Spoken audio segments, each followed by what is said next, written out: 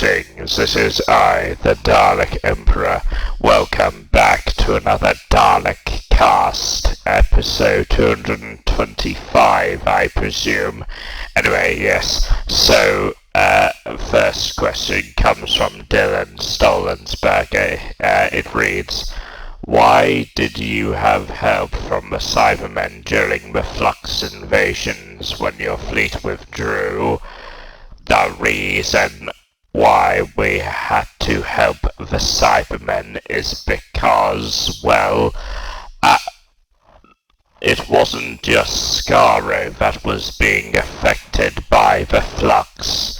It was all planets, of course. The Cybermen and the Daleks had no choice but to work together to defeat the Flux and overcome the Sontarans, yes. There was no other way. Despite us being enemies, we had no choice. We had to do it no matter the cost. But regardless, we're back to being enemies again because the whole Flux event is now over. Now the Daleks are more concerned about the whole thing relating to the celestial toy maker, of course, and see what he's up to. Hopefully the Doctor's able to stop him, but anyway, yes, so our next question comes from with two questions from Jamie Alberding. The first is, Emperor, I know that Star Trek isn't exactly your thing, but what do you think of Paul Lefferts's homemade Lego time-lapse build of the infamous and deadly the Borg cube? Yes, I have to say, I haven't watched the video yet, but I probably will. Yes, but yeah, I do like Borg ships. They're pretty good. Not as good as Dalek ships, but yes, I'm not a fan of Star Trek. I'm not one of those people. Anyway, right. Who do you think is the number one most ruthless, merciless, and extremely dangerous and pure evil individual human antagonist villain from any Transformers TV show or series? I think I know exactly who. Silas. I have to say, him and his human team of sinister beings from the company known as Mech do truly impress me. Also, he indeed seems to have a very tragic backstory indeed, and he of course wants to basically create machines that are similar to Autobots and Decepticons. So also he killed also, if I'm correct, he killed Breakdown, didn't he? He snuffed his spark and then decided to wear his casing, apparently, for some reason. That was something. When Dark Energon infected him. Anyway, yeah, so, yeah, I'd have to say Silas, obviously. Anyway, so we have some video ideas. Okay, I'm just wondering, when are you going to stop playing Kingdom Hearts? Yeah, that might be a problem, actually. Yeah. Apparently, it's not on PC, Kingdom Hearts. Apparently, it's not, it's only on consoles, like Xbox and PS5s. I don't have Kingdom Hearts with me on PS5 or Xbox. Otherwise, I would play it. But yeah, sorry, I don't seem to have it. As soon as I get it, I will definitely I'll definitely play it, Jamie Oberding. Anyway, so yeah, we got a lot of reactions to go into. Let's begin observing it now. But I am playing something else, playing the new Star Wars Jedi Survivor game. Anyway, let's have a look at these reactions there. Okay, so here is our first video for today. It is called... Whoa, that was weird.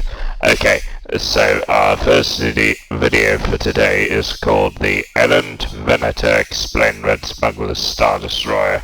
Ah! So this is basically a smuggler's Star Destroyer. Interesting. I wonder who owns this Star Destroyer. Wouldn't surprise me if this ends up being in the New Republic.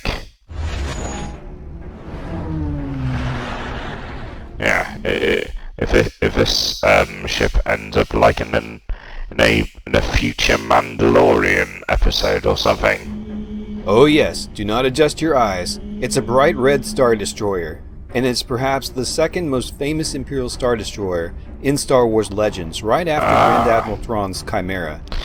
Oh, damn.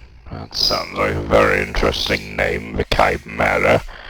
In fact, when I start construction on my new Dalek Imperial Mothership Saucer, I'll probably increase the size of it, I'll probably ask the boys in the lab to increase the size of it, and, well, basically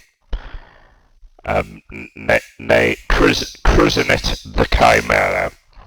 This is the Errant Venture, a privately owned Star Destroyer run by the smuggler Booster Tarek. This is a really... I thought it said Errant Venator. Because, oh wait, no, it says Venture. I thought it said Venator, because, oh yeah, it doesn't really look like a Republic Venator class Star Destroyer. Really cool ship for several reasons that I'm about to show you. First, it is one of the very few privately owned Star Destroyers known to exist in any Star Wars canon. Second, Really? It's more than a Star Destroyer, but a smuggler's shadow port, which is part casino, part trade port, and part cruise ship, with an emphasis on... Yes, basically when I want to make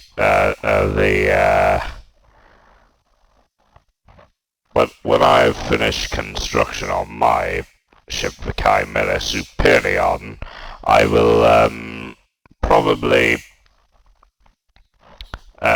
make it similar to Grand Admiral Thrawn's ship, and also the Supremacy, because yeah, I want other sources to fit inside of it. On illicit activity. So it kind of acts like, yeah, both the Supremacy and the Thrawn's Chimera.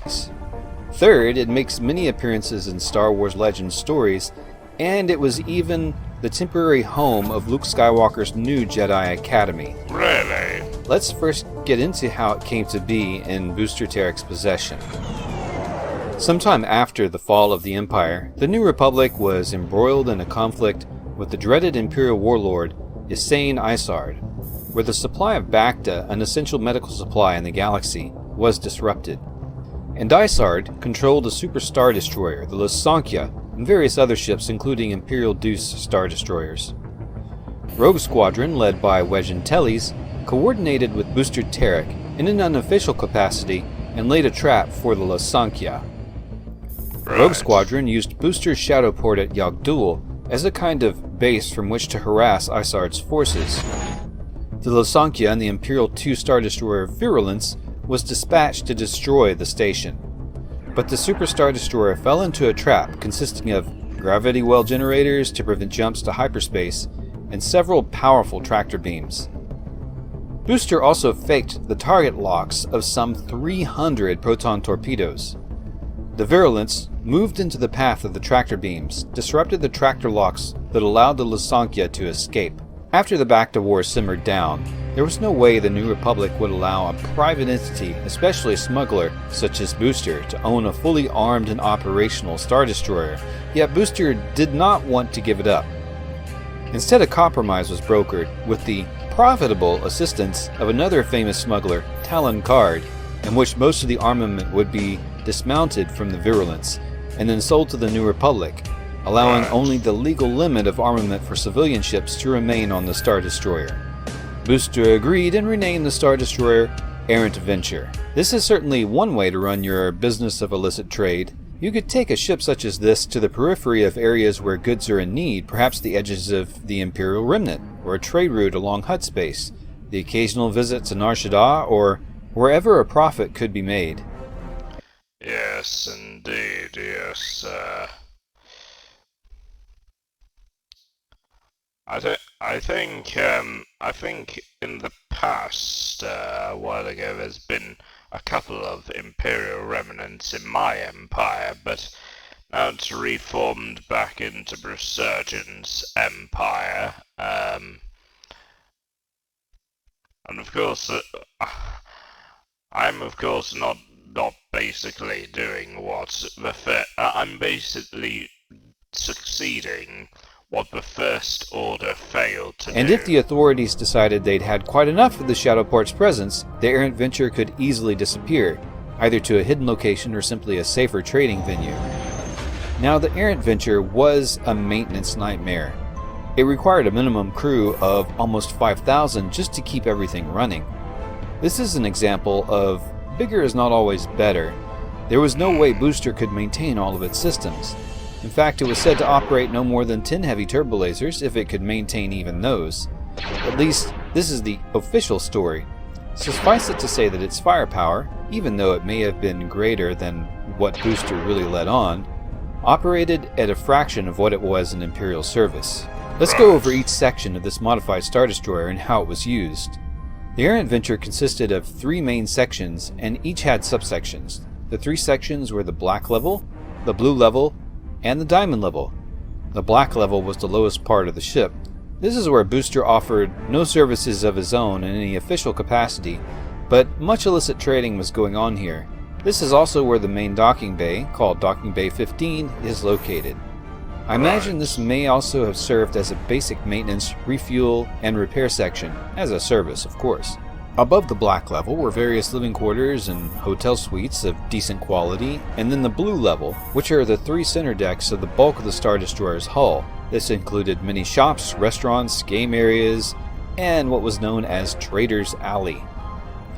Above this is the Diamond level, the most expensive area reserved for Navy officers, wealthy travelers, valued guests, and their friends and family. It contained dining halls and nice restaurants, conference rooms, and recreational facilities. I see, so that's basically, so they basically turned it into some kind of hotel? During the Yuuzhan Vong War, this is where Luke Skywalker's Jedi Praxium came to live for a time. The Errant Venture has a storied history. It's possible an entire series of episodes or novels could be written around this ship. Some years after its capture, it was commandeered by Garm Bel Iblis for an infiltration against Imperial warlords in the Galactic Core and restored to full operational status for this mission. It also served intermittently during the Yuuzhan Vong War, sometimes as a gunrunner and relief vessel, but it was outfitted with an anti-capital ship's super laser that Booster somehow got his hands on. Of course, after the Vong War, it is believed that the ship was stripped down again to its legal civilian armaments. But it went on to serve in an unofficial capacity in many situations that aided the New Republic. Right. I hope to see this ship make an appearance in current Star Wars canon. It would fit perfectly in an episode of The Mandalorian or perhaps the upcoming Ahsoka series. Yes, that's exactly what I was thinking. After all, it is the other famous Star Destroyer alongside Thrawn's Chimera, only it's a Star Destroyer for the good guys, even if they are kind of chaotic good. So tell me in the comments, if an Imperial Star Destroyer just happened to fall into your hands as a civilian, what would you do with it? Would you turn it into a galactic bazaar as Booster did? Would you go pirate? Probably. Would you go mercenary? Or would you sell it off and go on to live as a king or queen and retire on, say, Chandrilla or something? Well, thank you for watching, Space Friends. Be sure to... yeah, that would help. Anyway, thank you, Resurrected Starships. I enjoyed that. We have two other videos. We have another video. This one made by Paul Lefford. Oh no, not an advertisement. No. There we go. Now, this is apparently a Lego Borg MOC that Paul Lefford has made, so just so you know that all credit will go to each and every one of these developers who have made these videos. Yeah, I'll put a link in the description. Anyway, so yeah, this is a Lego Borg Cube MOC that Paul Lefford has made. All credit will go to him. The Borg. Lower your shields and surrender your ships. We will add your biological and technological distinctiveness to our own. Your culture will adapt to service us. Resistance is futile. I think you'll find resistance is futile, but not futile when it comes to your futility. Yeah, our resistance is more futile than yours. That's what I'm saying.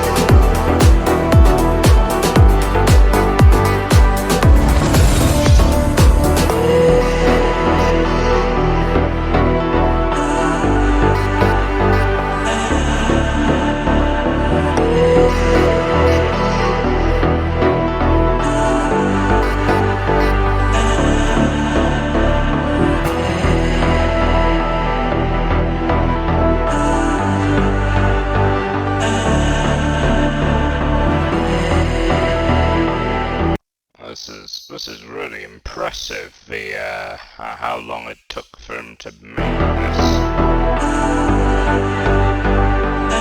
Like this.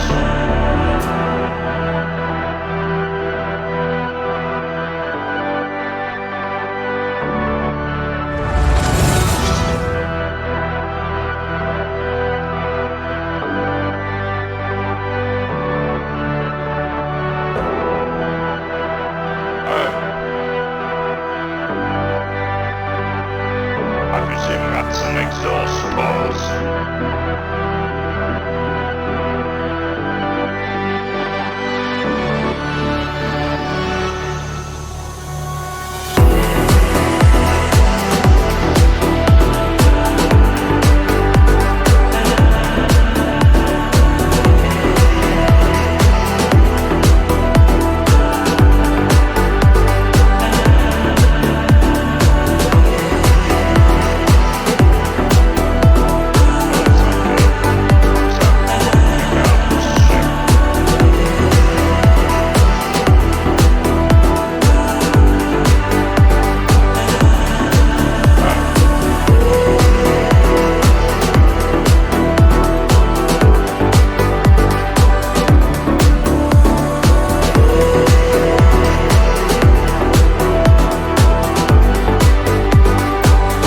Okay, Google, turn on flashlight.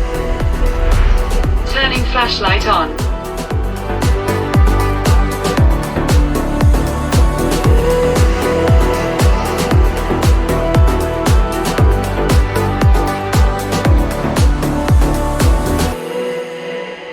It's really good. I like that. Anyway, we have this next video made by Paul Theobert, and this is another recreation orchestral cover of the scene where Poe battles Shen, called Zembor Master.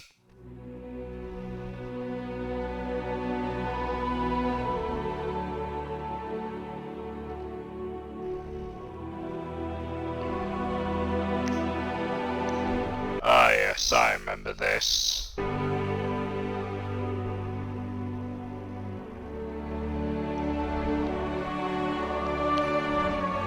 Oh yeah, most of the music was actually from Hans Zimmer, all credit go to him.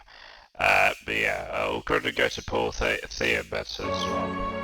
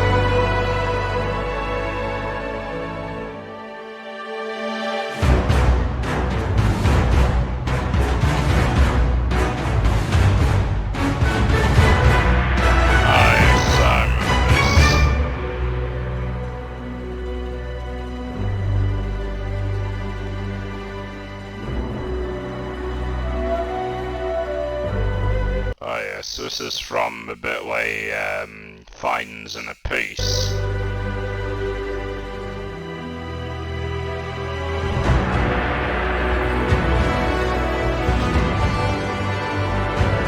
really good.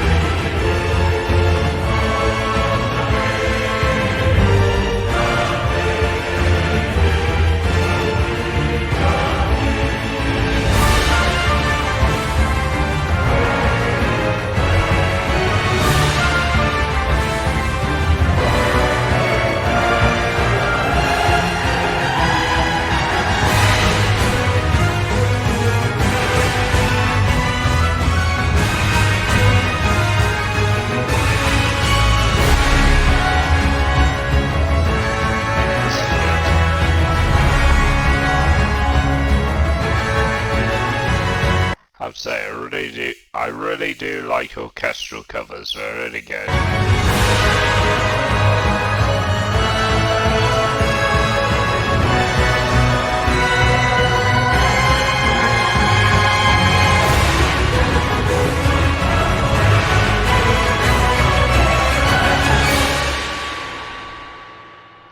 Okay, cool, that was good.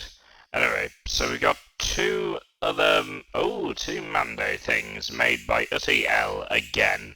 This time Mando battles zombies. This is the way. This is the way, then. There are too many of them! I can't take it any longer!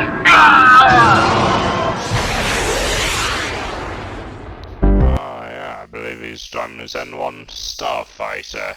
Now, regardless of what I think of Mando Season 3, most parts did seem a bit boring and lame, but there were some excellent, well-crafted bits. I hope Season 4's better.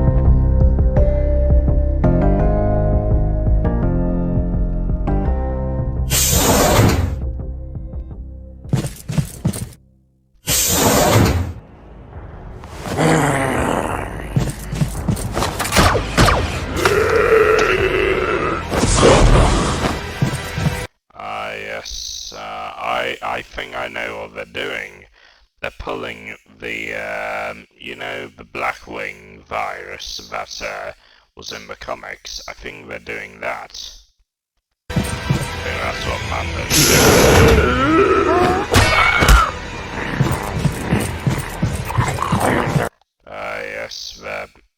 doing. They're pulling something from Legends material.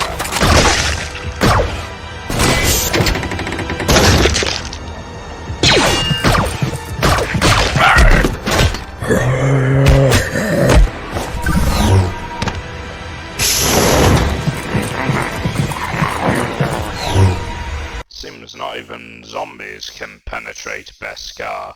This is the way.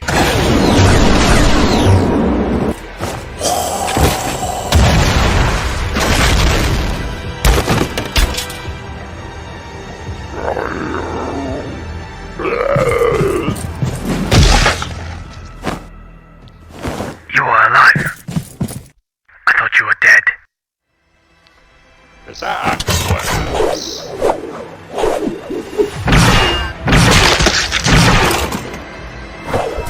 So you are infected.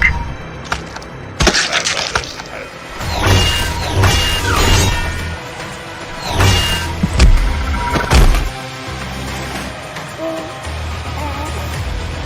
Grogu.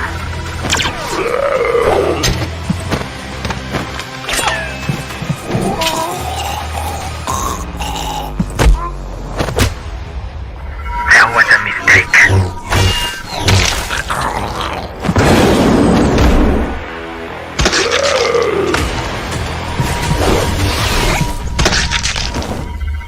Damn. This is the way.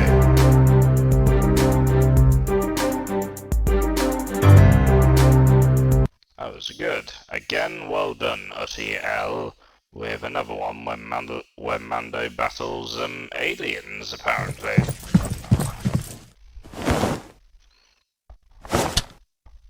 I can bring in warm, or I can bring in cold.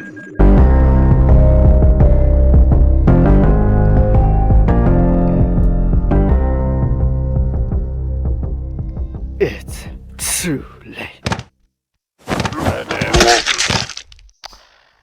Yes, apparently, yes, Mando goes full alien isolation and battles, battles a xenomorph.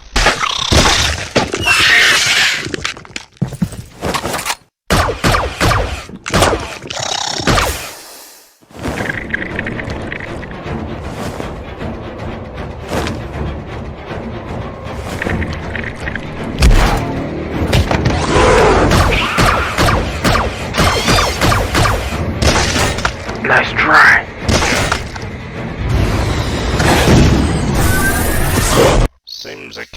even penetrate a Beskar.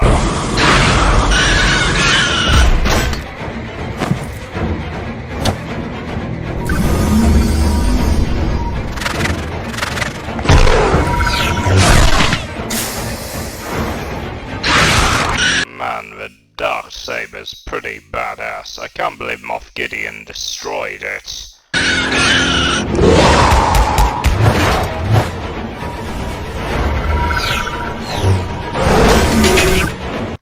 Well, I think it would make sense because basically, it would basically end the whole feud between Mandalorian clans and well, basically unite them all.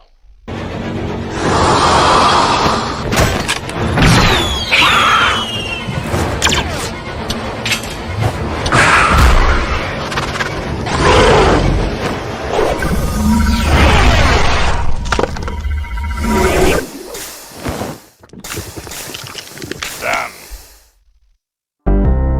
That was easy. Anyway, it is time to end now. Anyway, my fellow subjects, if you enjoyed this, remember to subscribe for more. See you all in the next video, then farewell! Thanks all for the enjoyable video today. Don't forget to click below to subscribe to the official Dalek Empire, or you will be exterminated.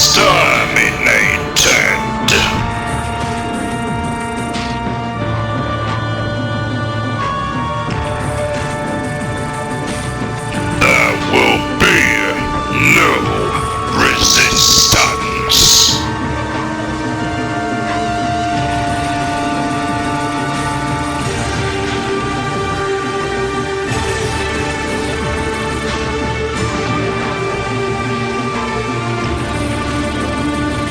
I am the God of all